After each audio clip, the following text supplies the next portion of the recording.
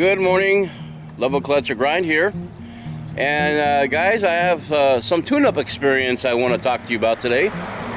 So, since I bought the truck, it was running kind of rough, but it was running nonetheless. So, I said, well, you know what?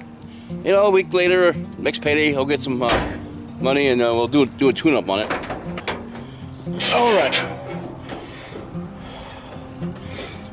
So, driving it to work and home and, warming up in the morning, I noticed it was misfiring a lot. I couldn't figure what was wrong with it. So, I'm checking the wires and making sure the distributor cap is tight down and adjust the carburetor. Picked up some spark plugs from O'Reilly, HE45s. And the funny thing is, they're gapped to 34 to 35 thousandths of an inch. So, with the 390, I was gapping them at 45. It worked fine. So okay, let's do 34. I did 34. So what it's going to do, it's not going to run the spark any hotter. It's going to have a smaller flame, so therefore it's not going to run so hot. But I also noticed too, once I got the tune-up done, my temperature on my engine was lower. So I'm thinking maybe I should just up the gap, but I'd have to pull out the spark plugs again. So what we'll do, we'll check out and see how much mileage I get. I just filled up the tank today, paid $50. At Costco it was like $3.89 a gallon. So. All right, so let me go get those spark plugs and we'll show you the damage. All right, found the spark plugs. These are auto lights here that I bought, and a pretty good price for them, like $34, something like that.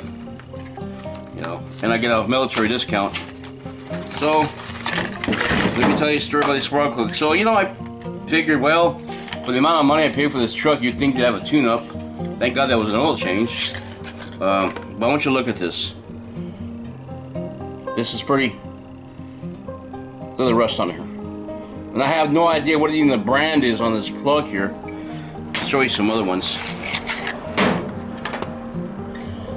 Look at the carbon buildup on that one. On the threads. That's pretty shameful.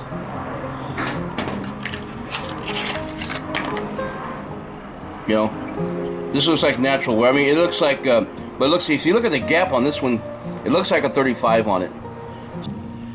And 35. Oh, 35, here we go. Yeah, 35. So whoever did the tune-up on this one did the gap right. But if you look, guys, at these spark plugs, there's a picture of Columbus on them. That means they're pretty old. Now, let me pull other one out. And I'll tell you a little bit more about these spark plugs that I pull out of this engine. This looks, seated incorrectly. This one too. Heavy carbon on that one, and rust. And look at the heavy carbon on the threads. And I'm gonna tell you, I'm gonna explain to you what happened here.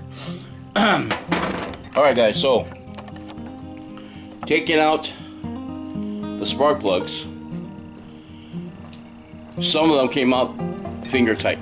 I just turned them with my fingers, and I said, okay, that explains some of the hissing sound.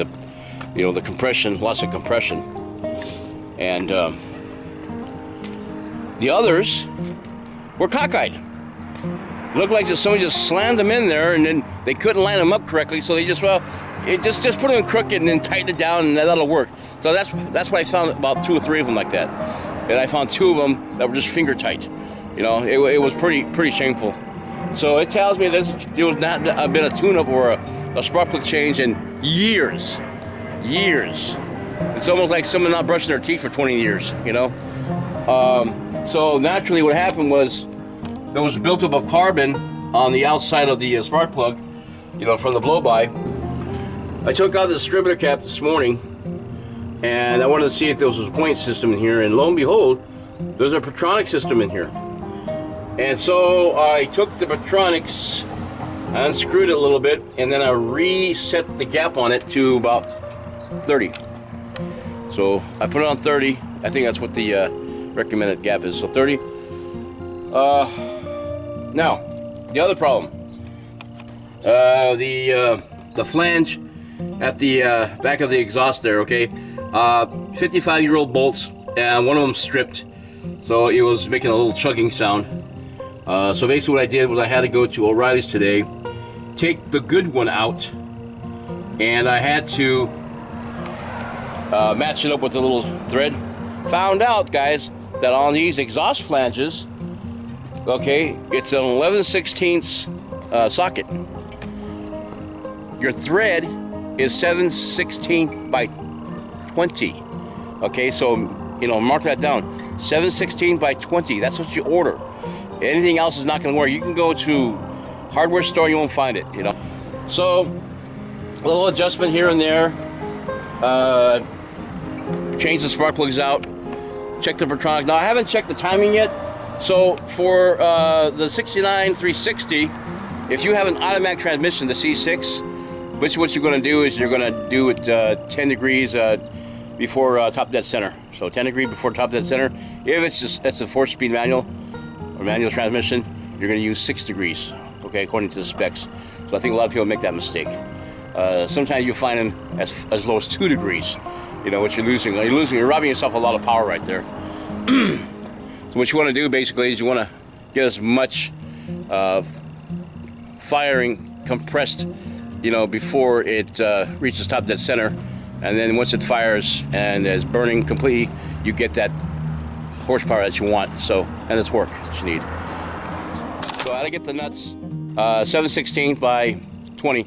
So what you do is you get yourself a good nut from your engine, and each auto store has a little template, where you can stick your bolts inside these little screws or threads to see which one matches up. So thank God I matched up, the 7/16 by 20. So unfortunately they didn't have them in the store. They had to order them from a place 75 miles away. So they're gonna get here in another 6 hours. So it's gonna be a while before. It sounded a lot better once it got tuned up, So the tune-up actually helped out. So I need to check on the timing, and I also need to check on the steering nut. I need to do an adjustment on the nut there. All right, guys, it's time to go pick up our nuts over at O'Reilly's.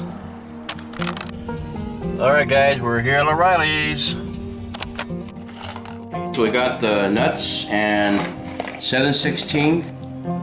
That's for the exhaust flange donut for the 1969 360. Okay, so I counted them all up. There's 16 in here, guys. I only needed 2, but again, better to have them and not need them than to need them and not have them. So here we go. $10 well spent, guys. All right, so you're gonna take your 11/16. Should be 11/16 head on it. Should fit just like that. Perfect. Okay, just for a tip, guys, any auto store has a template where you can take your old screw or nut and bolt and match it up to see if it'll fit. Once it does fit, get the number on it, and then tell your sales representative that, hey, this is the nut I need for my flange.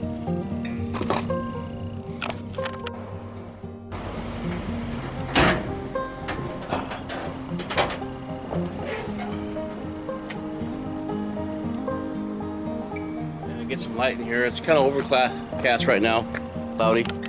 All right, so I got one that's held on so I can drive it. It's right here. Sorry about that, guys.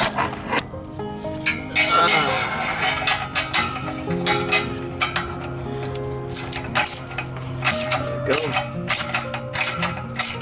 what I'm gonna do is leave that one on there for now, and then this way it'll hold it up there.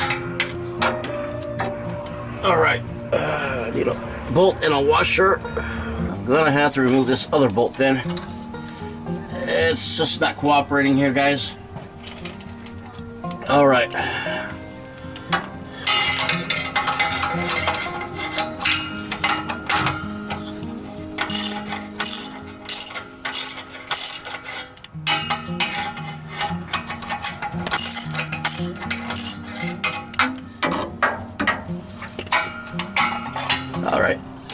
All right, let's see if I can get this in my hand. Put that one in. And I'm gonna remove the old one.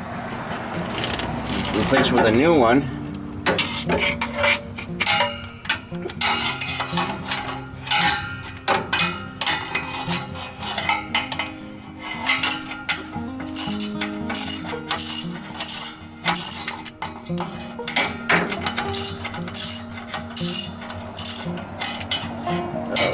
It's not cooperating too. Come on. Alright, got the bolt off. And I need to find a washer. Okay. There we go. Down here on the floor here, this my driveway. Alright. So after this, guys, I'm gonna go to Harbor Freight, and I have to get some more gloves. I'm out of gloves. Yeah, I could go somewhere closer, but I just want to drive the truck around.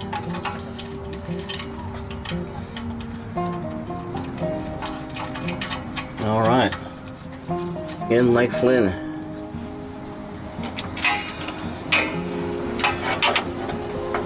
Okay. I don't know if you need to do any kind of sealing on them. It shouldn't. It should fit perfectly if you got the right donut seal. Okay. 5, 6, 7, 8, 9. 1, 2, 3, 4, 9. 1 and 1 and 2 and 2. One more should do it. 1. All right, that should be enough. Well, let's try this other one here real quick. Okay.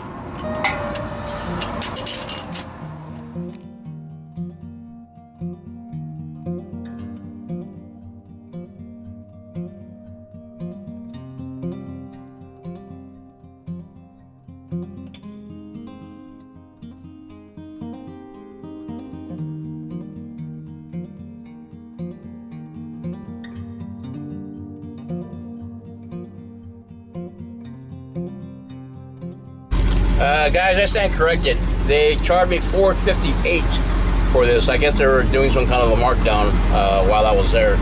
So $458, guys, for a whole bunch of 12-piece sets of screwdrivers.